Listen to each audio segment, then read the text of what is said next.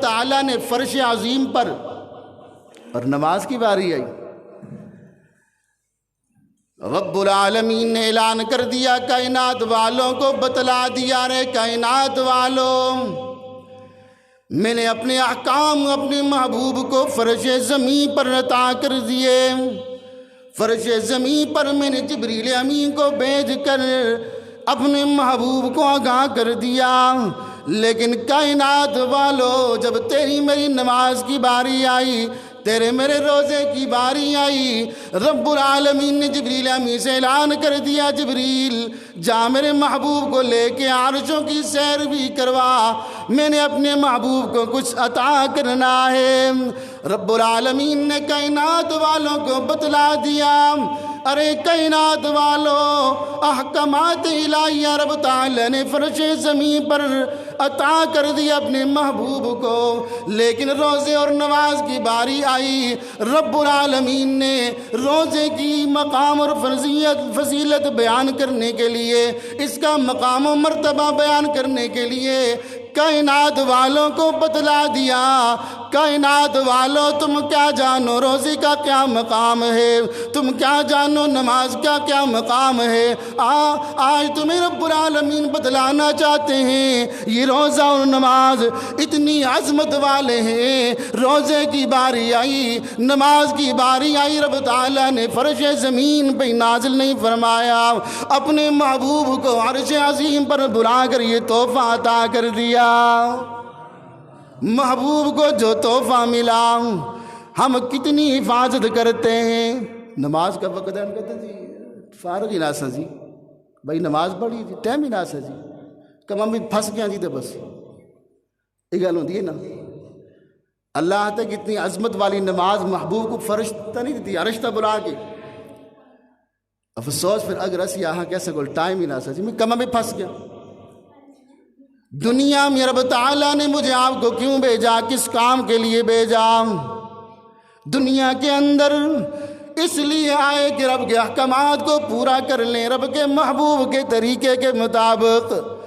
رب کے احکام کی باری آئے، محبوب کے طریقے کی باری آئے، میں اور آپ فارغ نہ ہوں، ہم مصروف ہو جائیں، اپنے کام کاج میں پھیل جائیں، اپنے کام کاج میں مشغول ہو جائیں، پھر یاد رکھیے نا کل قیامت کا میدان ہوگا، جنتی جنت میں ہوں گے، جہنمی جہنم میں ہوں گے۔ قرآن کہتا ہے فی جنات یتساءلون عن المجرمین ما سلککم فی سقر، سارے جہنمی بیک جگہ ہوں گے، سارے جنتی بیک جگہ ہوں گے، ایک دوسرے کو تلاش کریں گے۔ آج شادی میں جاتے ہیں، وہاں پہ جا کر اپنے عزیز کو تلاش کرتے ہیں، دوسرا پوچھتا ہے کیوں پریشان ہو، کسے ڈھونڈ رہے ہو، جواب دیتا ہے مجھے میرا بھائی نظر نہیں آ رہا، مجھے میرا دوست نظر نہیں آ رہا، مجھے فلاں رشتہ دار نظر نہیں آ رہا، وہ بھی اس کے ساتھ ڈھونڈنا شروع ہو جاتے ہیں۔ یا نہیں وہاں کھڑا ہے تیرا رشتہ دار، تیرا دوست فلاں مقام پہ چلا جاتا ہے اس میں، ایسے وہاں جنتی بھی جنت میں بھی تلاش کریں کہ مجھے میرا دوست، میرا پڑوسی، میرا فلاں عزیز، میرا فلاں رشتہ دار نظر نہیں آتا۔ ایک دوسرے دیکھیں گے، ایک سے پوچھیں گے، دوسرا دوسرے سے پوچھے گا، نظر نہیں آئیں گے۔ آواز آئے گی کسے تلاش کر رہے ہو، آواز آئے گی کسے تلاش کر رہے ہو، یہ جواب دیں گے ربا ہم اپنے فلاں عزیز کو تلاش کر رہے ہیں، فلاں دوست کو تلاش کر رہے ہیں۔ رب العالمین فرمائیں گے میرے بندو ٹھکانے تو دو، یا جنت ہے یا جہنم، اس کے علاوہ تیسرا کوئی ٹھکانہ نہیں۔ اگر تمہیں تمہارے چاہنے والے، تمہارے دوست، تمہارے عزیز و اقارب جنت میں نظر نہیں آئے، ذرا آگے آ کر دیکھ لو شاید جہنم میں نہ ہو۔ یہ سارے جنتی مل کر، سارے جنتی مل کر جنت کے کنارے پہ آئیں گے، یوں جھونک کر آگے جہنم میں دیکھیں گے،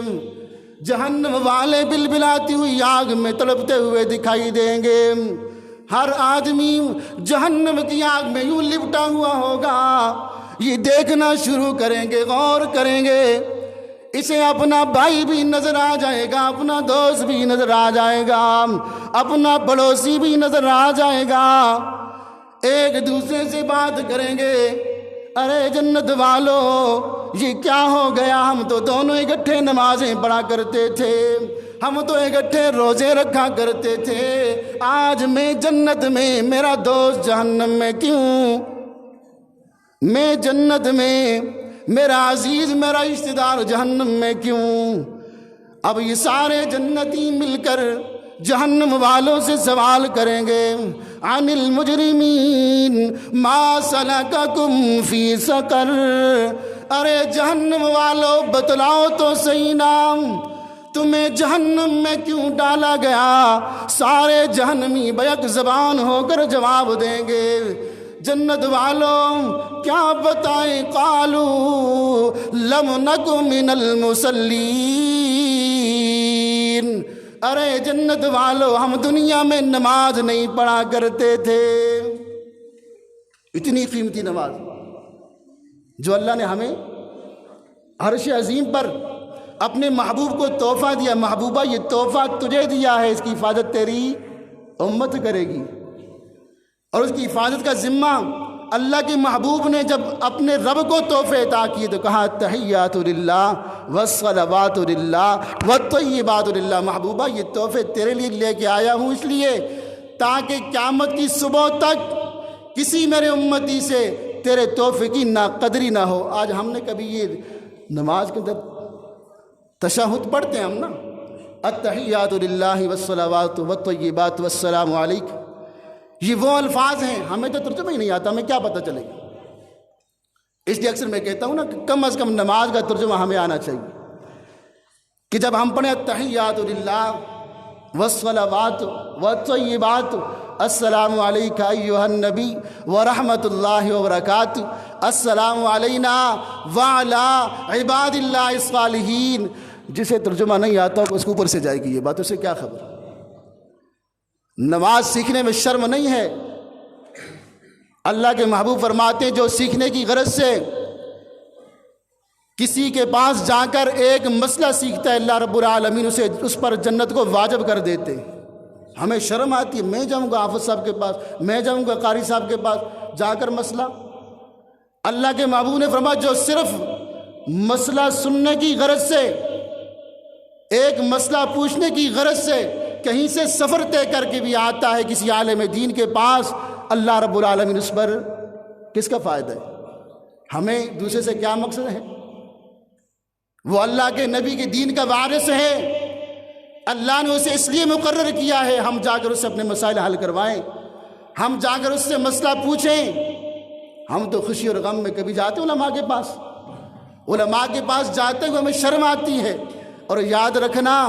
شرم کس کو آتی ہے؟ ابو جہل کہا کرتا تھا میں کیوں جاؤں محمد کے پاس صلی اللہ علیہ وسلم، وہ میرا بھتیجا ہے، میں اتنی شان والا، میرے پاس اتنا سب کچھ ہے، میرے بھتیجے کے پاس کیا ہے؟ آج اس بھتیجے کا نام کل کائنات میں گونج رہا ہے تو ابو جہل کا ہے؟ کوئی اپنے بیٹے کا نام رکھتا ہے؟ اور کتابوں میں لکھا ہے جو شخص اپنے بیٹے کا نام محمد رکھتا ہے اللہ رب العالمین اس نام کی برکت سے اس گھر پر رحمتوں کے نزول فرماتے رہتے ہیں۔ یہ دین کی برکت ہے، لیکن ہم دین سے دور ہیں۔ بات کر رہا تھا کہ جس نماز کو اللہ نے اپنے محبوب کو عرش پہ بلا کر وہ نماز عطا کی، آج اس نماز کی میرے ہاں کوئی قدر نہیں ہے۔ اور جہنمیوں نے کیا کہا؟ 5 جواب دیے، لمبی بات ہے۔ پہلا جواب یہ دیا کہ ہم دنیا میں نماز نہیں پڑھا کرتے تھے، اور پھر دیکھو دوسری قیمتی چیز جو روزہ ہمیں عطا کیا، رب العالمین نے اپنے محبوب سے فرمایا محبوبہ تیری امت 1 ماہ کے روزے رکھے گی، ثواب 6 ماہ کے روزوں کا عطا کروں گا۔ 1 ماہ کے روزوں پر 6 ماہ کے روزوں کا ثواب ہم نے چھوڑ دیا۔ اتنے مقام والے روزے کو چھوڑ دیا جس مقام والے روزے میں رب تعالیٰ نے فرما دیا روزہ رکھ کر میرا امہ میرے محبوب کا امتی میرا بندہ شام کو افطاری کا وقت ہوگا دسترخوان سجا کر بیٹھ جائے گا دسترخوان پہ ساری چیزیں لگی ہوئی ہیں لیکن اسے کوئی چیز کھا نہیں رہا پانی بھی ہے کھجوریں بھی ہیں سیب انار مالٹے ساری مشروبات ہیں لیکن سارا دن بھوکا رہا بھی کھاتا بھی کوئی نہیں یہ کیا کر رہا ہے ہاتھ اٹھائے ہوئے رب کے دربار میں رب سے کچھ مانگتا ہوا دکھائی دیتا ہے اللہ فرماتی محبوبہ تیرا یہ امتی اب شام کے وقت افطار کے وقت اگر کل کائنات کی بخشش مانگے گا میں اللہ اپنی ربوبیت کی لاج رکھتے ہوئے اس کی ساری دعاؤں کو قبول کر دوں گا میں ہاتھ اٹھا کر دعا مانگوں ربا جو میرے مرنے والے ہیں میرے والدین بیوی بچوں میں سے جو لوگ ہیں میرے محلے میں سے میرے خاندان میں سے میری نسلوں پشتوں میں سے یا اللہ جو لوگ چلے گئے سب کو معاف کر دے اللہ جواباً کہیں گے میرے بندے میں نے سب کی بخشش کا اعلان کر دیا ہے لیکن کبھی روزے کے وقت ہم کہتے مالٹا کیوں چنگے ہو پکوڑا جرا سونا واپا کا رکھ کے نا دعائی دی کسی کو فکر وہ وقت دعا کا ہوتا ہے ہمیں چیزوں کی پڑی ہوتی ہے دوسرا وہ چیز اٹھا لے اس کے ہاتھ کو پکڑتے ہیں یار یہ پکوڑا میرا ہے اس وقت بندے کو چاہیے اپنے رب سے مانگے سچ بتاؤ ہم دوست چیزوں کے پیچھے لگے ہوتے ہیں کہ نہیں تو یہ نہیں کرنا ہم نے کیا کرنا ہے اللہ سے مانگنا ہے خوب گڑ گڑا کر مانگنا ہے اور کوشش کریں شعبان المعظم کی 15ویں شب کو بھی اللہ سے گڑ گڑا کر مانگے حدیث پاک کے اندر آتا ہے سال بھر کے احکامات اس رات میں طے کر لیے جاتے ہیں اور ابن ماجہ کی روایت ہے اگر کوئی شخص یہ چاہے کہ آج میرا نام اعمال اللہ کے حضور پیش ہوگا رات کو عبادت کروں گا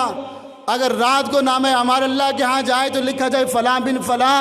آج رات عبادت کے اندر مشغول ہو کر اپنے رب کو راضی کر رہا تھا اور اگر دن کو نام اعمال پیش ہو جائے لکھا جائے آج فلاں بن فلاں روزہ رکھ کر اپنے رب کو مناتے ہوئے اس کا نام اعمال اللہ کے حضور پیش ہوا ہے کتنا خوش نصیب ہوگا کتنا خوش نصیب ہوگا اس لیے کوشش کریں اس رات کو جتنی آپ کی طاقت ہے اب یہ ضروری نہیں کہ ساری رات جاگیں جتنی طاقت اپنی طاقت کے بل بوتے پر تھوڑی سی تلاوت کر لیں جو آگے پیچھے نہیں کرتے تلاوت کر لیں نوافل پڑھ لیں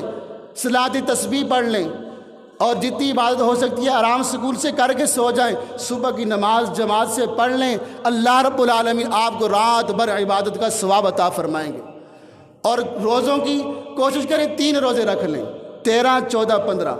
ایام بیج کے روزے ہیں ہر انبیاء کی سنت ہے جب اس سنت کو سامنے رکھتے ہوئے بلکہ علماء کرام نے لکھا ہے جو شخص ایام بیج کو روزوں کو کثرت سے رکھتا ہے اللہ رب العالمین اسے دل کی بیماریوں سے محفوظ کر لیتے ہیں اس لیے کوشش کریں اللہ مجھے بھی اور آپ سب کو بھی یہ رحمتیں لوٹنے اور سمیٹنے کی توفیق عطا فرمائے وآخر